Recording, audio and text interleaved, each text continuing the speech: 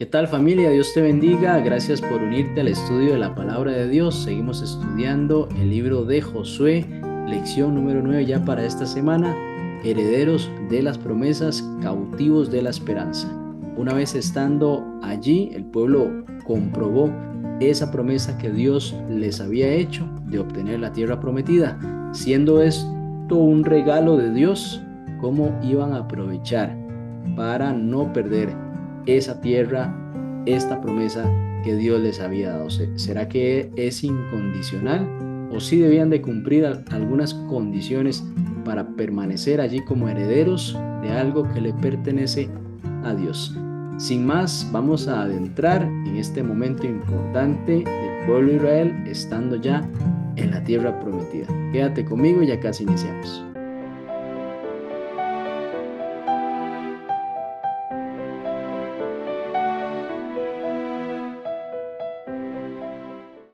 Bien, gracias por continuar. Iniciemos con una oración. Señor Dios eterno y poderoso, muchas gracias. Has sido fiel, oh Padre, y nos has traído al estudio de tu palabra, Señor. Queremos aprender más de Cristo. Tu Santo Espíritu, Señor, sea nuestra guía. En Jesús lo pedimos. Amén. Zacarías capítulo 9, versículo 12 es el texto para memorizar. Dice así: vuelvan a la fortaleza, ustedes presos de esperanza. Hoy les anuncio que les restauraré todo al doble. Qué bonito es tener esperanza, pero más aún cuando esa esperanza llega a materializarse, se cumple los anhelos del corazón. Bien, en Josué capítulo 13 al capítulo 21, ahí podemos leer listas de territorios, fronteras y también ciudades. Estos lugares conforman la herencia de cada tribu de Israel. Aunque estos detalles son meramente geográficos, pues podrían parecer inclusive repetitivos conforme uno los va leyendo, realmente cumplen un propósito de enseñanza, un propósito teológico bastante importante. Y es que al ir detallando cada uno de estos lugares, se muestra que la promesa que había hecho Dios a los patriarcas se cumplió no solo de manera concreta, sino también verificable, como diciendo al pie de la letra, ¿cierto? Dios les había jurado una tierra real, no era únicamente un sueño o una idea simbólica a los patriarcas y también al pueblo propiamente. Por eso, aquí el texto especifica lugares, límites, regiones que son bastante precisas. La herencia entonces básicamente podía ubicarse, podía recorrerse, podía medirse. Así entonces, al Israel poder ir determinando todos estos lugares con precisión, comprendía que lo que Dios le había prometido no era solo un ideal, sino más bien una realidad que se las entregaba en las manos de cada uno de ellos. Sin embargo, muy importante anotar, esta herencia, aunque pues sí, es un regalo divino, también implicaba una responsabilidad. ¿Por qué? Bueno, Israel debía entrar, debía poseer y además debía administrar lo que Dios le había dado.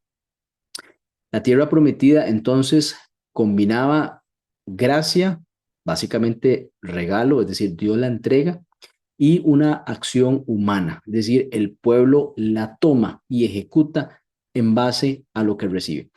Así vemos entonces que esta sección de Josué capítulo 13 al capítulo 21 introduce un principio fundamental para la vida del cristiano, para usted y para mí.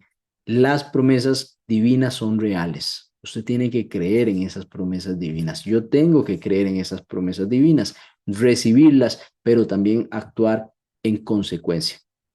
Pero vemos también que requieren una respuesta entonces obediente para ser experimentadas y disfrutadas en la bendición de Dios. Así que entonces este estudio pues se enfocará en toda esa tierra prometida que ya pues no era un ideal para algunos, sino que era una realidad que estaban recibiendo en las manos todas estas personas que llegaron hasta estos lugares. Bien, sigamos con el estudio a continuación.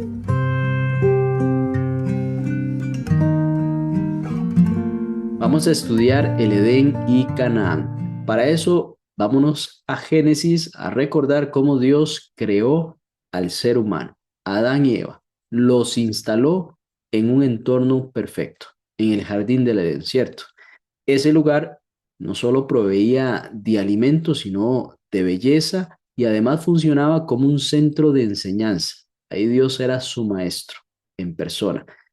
Ahí la pareja podía aprender acerca del carácter de Dios y también de la vida que Él deseaba para ellos. Cuando esa relación de confianza se quebró por la desobediencia, también entonces cambió su relación con el espacio que ellos habitaban. Ya no podían permanecer allí. Eso como consecuencia del pecado. Entonces, la tierra fue maldecida, el trabajo sería arduo y también la pareja fue expulsada de este lugar. De hecho, relata cómo un querubín con espada de fuego al frente de la entrada no permitía que se entrara. Entonces perdieron así el territorio, el lugar, el espacio que fue otorgado por Dios. Y el jardín pasó entonces a representar la vida plena que se perdió. Lo que pues pudo ser, ya no. Fueron expulsados de este lugar perfecto. Vemos también entonces, antes de avanzar con la Canaán, la promesa de la tierra para los patriarcas. ¿De quién me refiero? Bueno, de Abraham, de Isaac y de Jacob. Ahí en Génesis capítulo 13, versículos 14 y 15, 26 y versículo 3, versículo 24 también, y capítulo 28, versículo 13, hablan de esas promesas que Dios le dio a cada uno de ellos, a Abraham, a Isaac y a Jacob. Estos patriarcas no recibieron la tierra, era una promesa. No la recibieron como una posesión inmediata, podían visualizar. Vivieron en ella, en ese lugar, como extranjeros en medio de otros pueblos y ahí pues eran sostenidos por la promesa divina. Ellos visualizaban el futuro, esa tierra prometida otorgada a su descendencia. Abraham entonces fue el primero, recibió esta promesa de una tierra que sus ojos podían ver. Es decir, Abraham entendía y visualizaba el espacio que Dios le estaba prometiendo. Isaac también oyó esta misma confirmación, que esa tierra les iba a ser por heredad. También entonces Jacob, el tercer patriarca acá, heredó también esa palabra. Era una promesa que Dios venía asegurando a cada uno de ellos.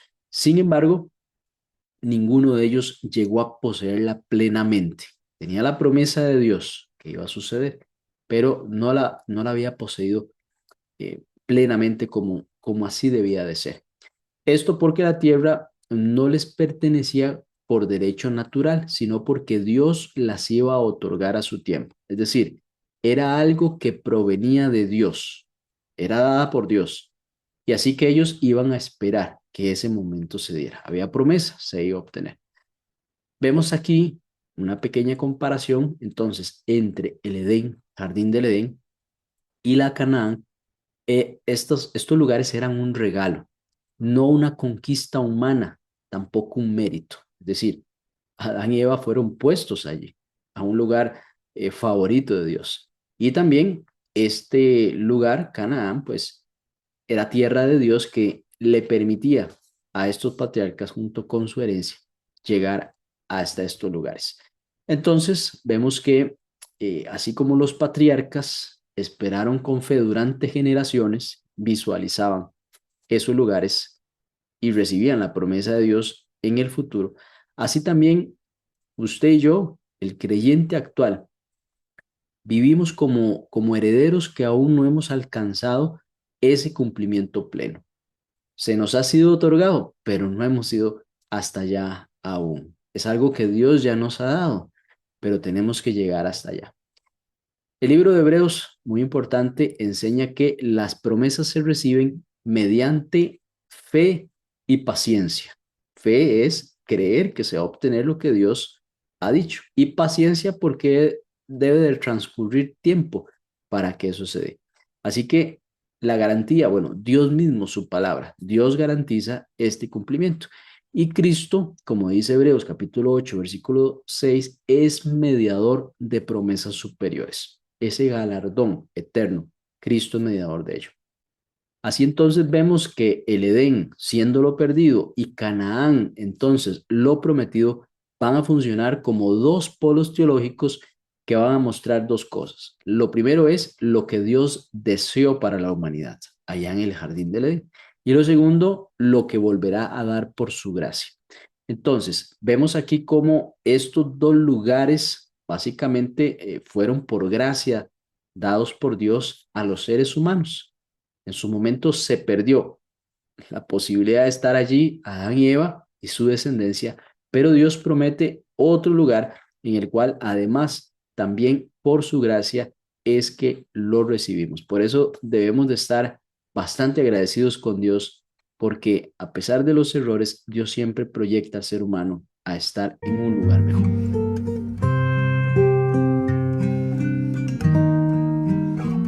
Bien, vamos a analizar un poco más el concepto de la tierra como un don. Piense usted en la función que tenía la tierra para la identidad nacional.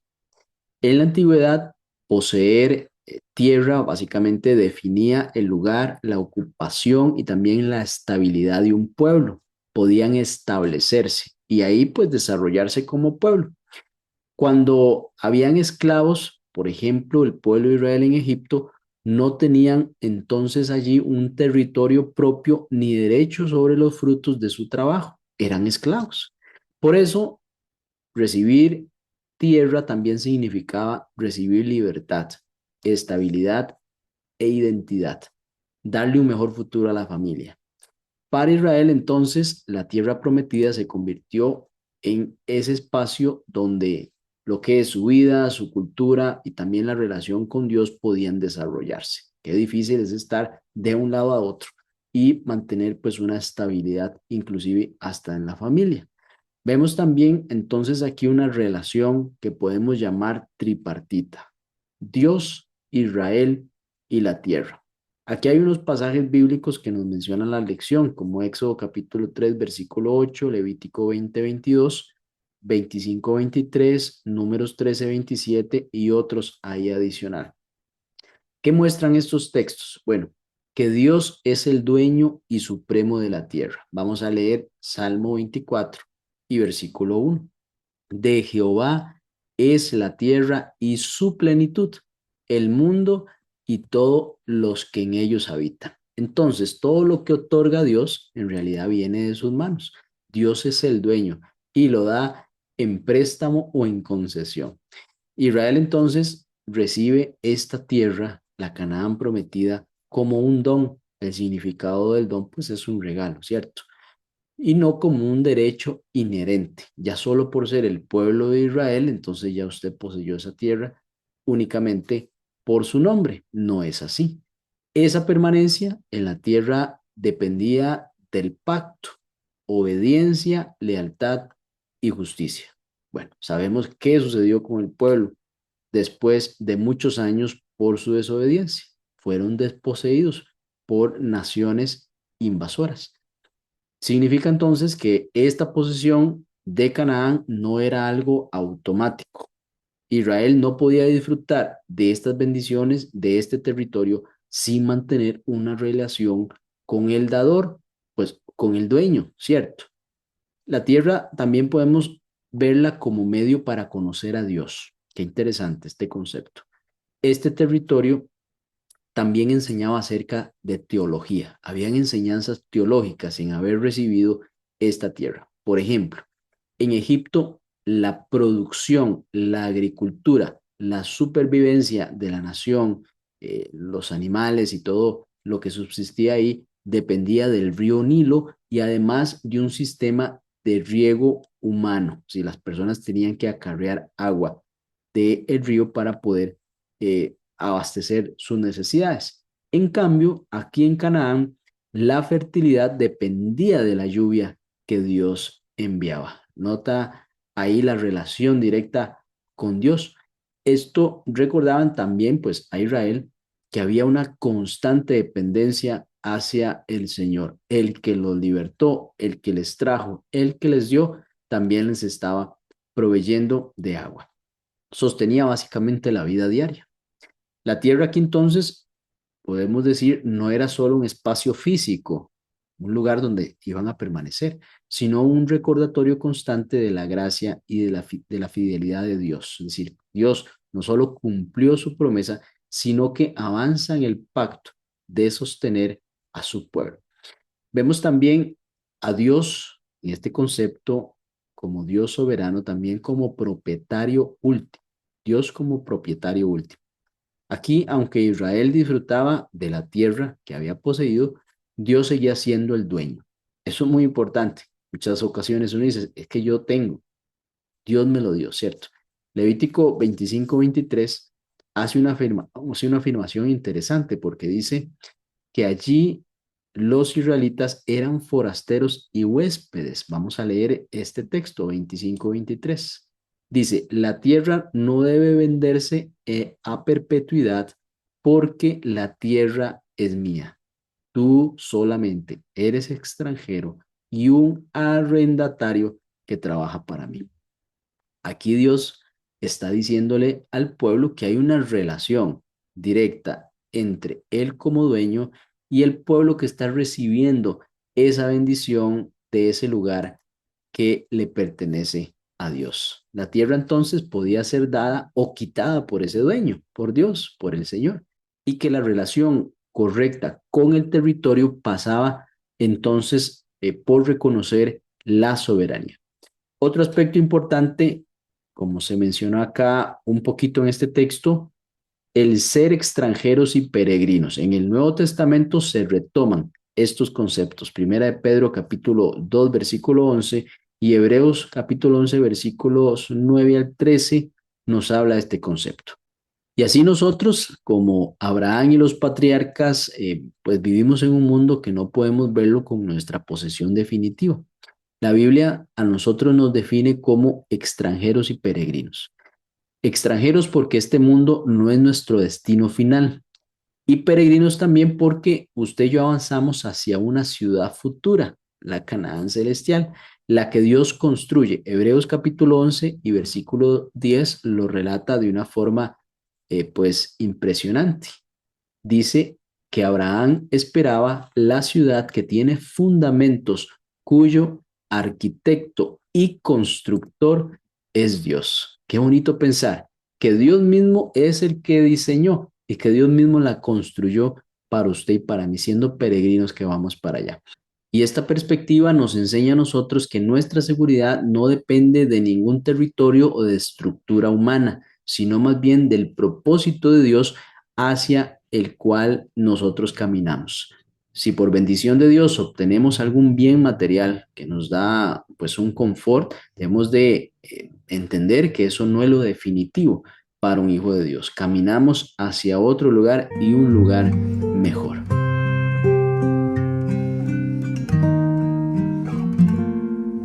¿Cuál es el desafío ahora de poseer la tierra? La tierra, como vimos anteriormente, era un don, es decir, un regalo de Dios, pero poseerla implicaba desafíos. Puede leer Josué capítulo 13, versículo del 1 al 7. Ahí se encuentran estos desafíos.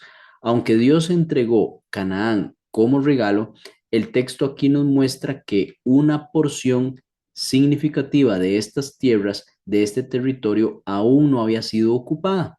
Así que Israel, ¿qué debía hacer? Bueno, avanzar, conquistar y asentarse. Entonces, vemos que la promesa estaba dada, pero todavía debía ser apropiada, debían avanzar, tener un propósito conforme iban avanzando. Bien, hemos visto también y entendido cómo el pueblo de Israel era un pueblo sin experiencia militar. Después de siglos de esclavitud de este pueblo en Egipto, no tenía una tradición militar. Era completamente prohibido organizarse de ese tipo allá en Egipto. No contaba con tecnología avanzada. Su trabajo siempre fue muy rudimentario para la construcción. Tampoco había enfrentado ciudades fortificadas al estilo cananeo. Recordemos que los cananeos debían de defenderse muchas veces de naciones más poderosas, por ejemplo, los egipcios. Egipto, con ejército profesional, nunca había podido someter permanentemente Canaán. Piense usted que Canaán sabía cómo defenderse, sabía cómo luchar, al punto que Egipto no había podido avanzar allí. Entonces ahora vemos cómo Dios le pedía a un pueblo, básicamente de esclavos antiguos, conquistar lo que otros más poderosos no había podido lograr. Esto entonces definitivamente demostraba que la victoria dependía completamente de Dios, no de la capacidad de estos hombres que venían de la esclavitud. También vemos cómo hay una distribución y una ocupación. Básicamente aquí se mencionan dos dimensiones. De los capítulos 13 al 21 se presenta una distinción clave. Básicamente dos puntos. Lo asignado, que es las áreas que Dios ya había entregado en promesa, y lo pendiente eran territorios que Israel aún debía conquistar y asentarse y ocuparlos. Aquí la iniciativa siempre venía de parte de Dios. Eso es importante. Él entregaba la tierra y expulsaba a los cananeos, ¿cierto? Pero Israel debía de responder, entrar, avanzar, asentarse y vivir conforme al pacto. Vivir conforme al pacto es básicamente guardar los mandamientos de Dios, temer a Dios y guardar sus mandamientos. Vemos aquí también para la aplicación nuestra un paralelismo con la salvación. ¿Por qué así? Bueno, la narrativa muestra una dinámica doble. La gracia, que es el don de Dios, porque Dios da libremente, igual que la salvación. Eso lo podemos confirmar en Efesios capítulo 2, versículos 8 al 9. Y además está la parte de la respuesta humana, que es aceptar, caminar y obedecer. Esa es nuestra parte. Dios ya hizo la parte suya. ¿Cómo nosotros respondemos? Bueno, básicamente era lo que debía hacer el pueblo de Israel estando ahí en Canaán. Dios daba por gracia, pero se debía de aceptar y vivir en conformidad. La tierra entonces, bueno, fue un regalo inmerecido. Esa es la definición del don, según Deuteronomio capítulo 9, versículo 5. Pero disfrutarla iba a requerir responsabilidad. No podía ser que iban a vivir ahí como vivían los cananeos, ¿verdad que no? Había que tener, o debía el pueblo de practicar justicia, lealtad, fidelidad al pacto de Dios. De la misma forma vemos cómo la salvación es un don divino. Jesucristo es el regalo del cielo, ¿cierto? Pero aceptar a Cristo y llevar la vida cristiana implica un proceso de santificación y una obediencia a Dios, una obediencia amorosa en respuesta justamente a esa salvación. Vemos entonces desafíos similares. Filipenses capítulo 2, versículo 12, lo vamos a leer. Dice, por tanto, amados míos, como siempre habéis obedecido, no como en mi presencia solamente, sino mucho más ahora en mi ausencia, ocupaos en vuestra salvación con temor y temblor. Aquí el apóstol Pablo les está instando a seguir obedeciendo, aun cuando él no esté, hacerlo por la salvación. Y también Hebreos capítulo 12, versículo 28 nos habla, así que recibiendo nosotros un reino inconmovible, tengamos gratitud y mediante ella sirvamos a Dios, agradándole con temor y reverencia. Hoy nosotros, como Israel en Canaán, hemos recibido un don inmenso, Cristo, pero debemos vivirlo con seriedad, con nuestro razonamiento de qué es lo que estamos recibiendo y cómo estamos viviendo. Avanzando, ¿cierto? Avanzando espiritualmente, no debemos de quedarnos estancados y además permaneciendo en el pacto con Dios.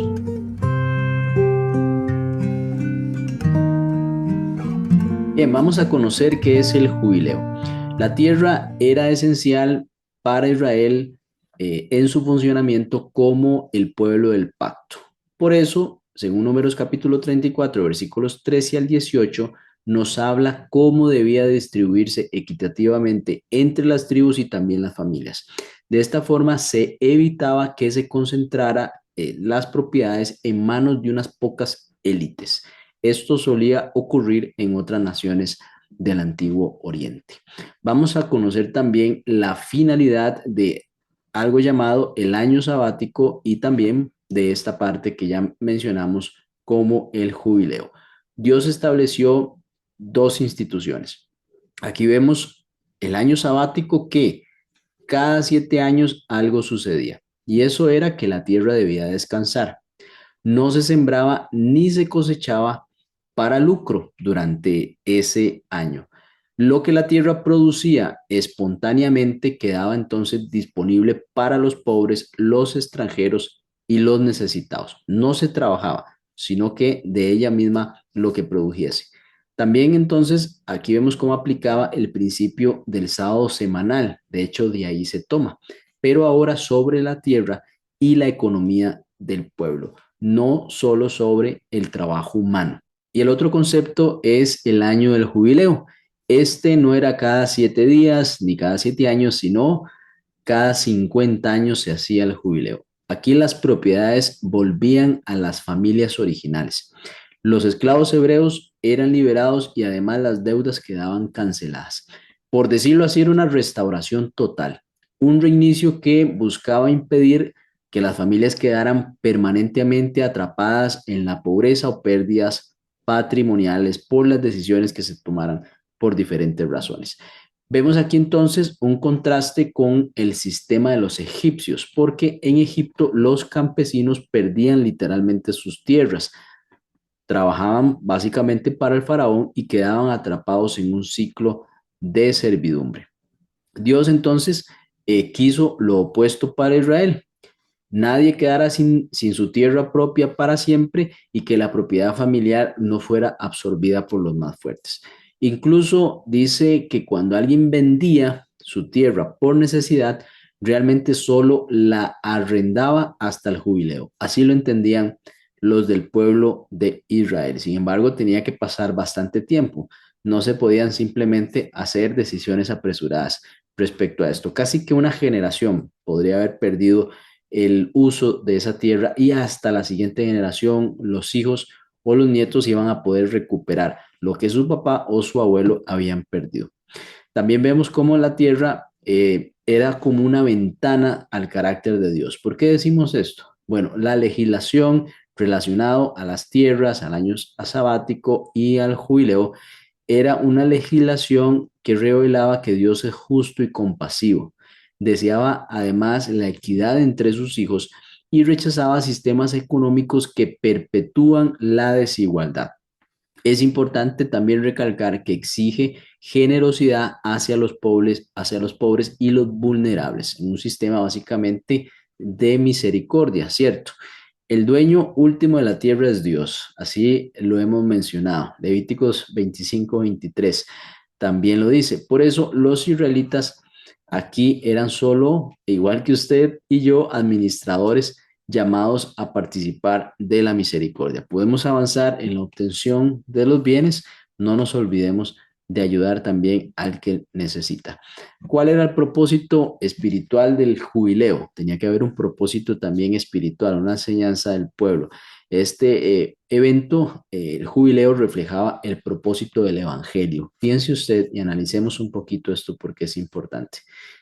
El jubileo buscaba restaurar, el jubileo buscaba liberar, además dar un nuevo comienzo, borrar distinciones sociales absolutas, ¿cierto? Recordar que todos dependen igualmente de la gracia de Dios. ¿Le recuerda esto usted al Evangelio? Bueno, qué importante, ¿no? Ahí hay matices que en el Evangelio, en los Evangelios, en la venida de Cristo, pues se presentan definitivamente. Cuando Israel ignoró todas estas normas, finalmente experimentó la desposesión de la tierra como había sido advertido. Cuando Babilonia o los caldeos invaden Judá y pues los llevan cautivos, inclusive se llevan todos los objetos del templo y demás, y pues durante 70 años están ahí cautivos hasta que regresaron según lo que Jeremías había profetizado. Vemos entonces aquí una aplicación de igualdad, además, y sábado en la vida actual. ¿Cómo podemos mencionar esto? Bueno, nos recuerdan estos principios que todos somos iguales, porque Dios, ¿qué nos asigna? Dignidad, valor a cada uno de nosotros, ¿cierto? La propiedad y la bendición no son privilegios absolutos, sino más bien responsabilidades compartidas. Debemos de entender que Dios nos otorga a nosotros las bendiciones, las disfrutamos, pero también las administramos de la mejor manera.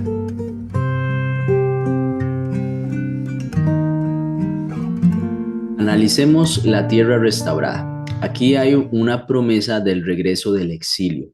Los profetas habían anunciado que, aunque Israel sufriera el desarraigo o la desposesión de esa tierra, Dios no rompería su relación con ellos. Textos como Jeremías 24:6 y Ezequiel 11:17 afirman que Dios los traería nuevamente a su tierra, los iba a multiplicar y los iba a restaurar como nación y además espiritualmente. Así que este regreso después del exilio babilónico fue una señal concreta de esa restauración. Los llevaron los cananeos en cautiverio, pero de ahí salieron. Aquí mostró que Dios seguía siendo su Dios aún fuera del territorio de Canaán, es decir, de la tierra que Dios les había prometido. Dios los acompañó estando ahí en Babilonia y ellos después regresaron. Aquí vemos también una restauración condicionada, porque la posesión de la tierra siempre estuvo ligada a la lealtad del pacto. Si no se era fiel, leal al pacto con Dios, entonces iban a perder lo que se les había dado. Del mismo modo, la promesa también de retornar después del exilio también estaba condicionada. Estaba condicionada al arrepentimiento, a la búsqueda sincera de Dios y a la restauración de la fidelidad nacional. Por eso vemos eventos como lo que sucedió bajo Zorobabel, con Esdras también y Nehemías. Esto fue una restauración parcial limitada, marcada por obediencia y renovación. Estas historias nos muestran cómo Nehemías pues lidera la restauración de los muros y antes de él Esdras lidera la restauración de el templo, justo después de que Ciro les otorga la libertad de poder irse a su tierra. Vemos también una restauración plena que ya es anunciada por los profetas, porque los profetas también miraban más allá de la restauración física como nación, ¿cierto? Anunciaban un futuro rey davídico. En este caso, estamos hablando ya de la figura mesiánica de Cristo. Isaías 9:6 al 7 y Zacarías 9:9 y versículo 16 también dice que este futuro rey traería justicia, paz y un reino eterno. Así que esta expectativa definitivamente se va a cumplir en la persona de Cristo. Así que podemos ver ahora la tierra prometida reinterpretada en Cristo. El Nuevo Testamento no vuelve a enfatizar una tierra geográfica. Toma elementos de tierras geográficas en el Antiguo Testamento, pero realmente las trae en aspectos simbólicos. Vemos que más bien declara que las promesas de Dios se cumplen en Cristo. Romanos capítulo 15, versículo 8, así lo dice. También segunda de Corintios capítulo 1, versículo 20. Aquí vemos cómo el creyente ya participa de las bendiciones espirituales y lo hace en lugares celestiales, según Efesios capítulo 2, versículo 6. También vemos que la herencia final será una tierra nueva, básicamente la tierra donde vivimos, pero completamente restaurada, purificada del pecado, ya no habrá más muerte, no habrá más dolor, porque las primeras cosas pasaron y ahora son todas hechas nuevas. Así la tierra prometida entonces se convierte en un símbolo de reposo, de abundancia, vida plena y también una comunión eterna con Dios. Aquí vemos definitivamente una esperanza final para el cristiano. En Juan capítulo 14, versículo 1 al 3 lo menciona, Tito 2:13 también, Apocalipsis 21, 1 al 13. Todos estos pasajes que nos anuncian, bueno, la esperanza suprema del pueblo de Dios. ¿Cuál es su esperanza? ¿Cuál es la mía? Jesús volverá a buscar a los suyos. Amén. ¿Creemos eso? Esperamos eso, ¿cierto? Los creyentes, usted y yo vamos a recibir un hogar permanente preparado por Cristo mismo. Dios aquí va a establecer su morada con la humanidad en esta tierra nueva y Dios habitará en medio de nosotros, ¿cierto? Nosotros seremos su pueblo.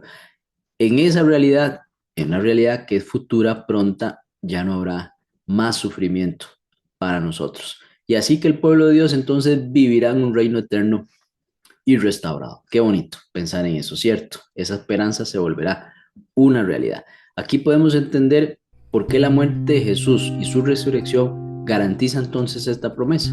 Bueno, aquí el sacrificio de Cristo pagó el precio de nuestra redención, confirmó la fidelidad del pacto con Dios y además venció el pecado y a la muerte. Aseguró también el triunfo definitivo del reino de Dios. Vemos que la resurrección de Jesús es la garantía de que sus promesas se van a cumplir.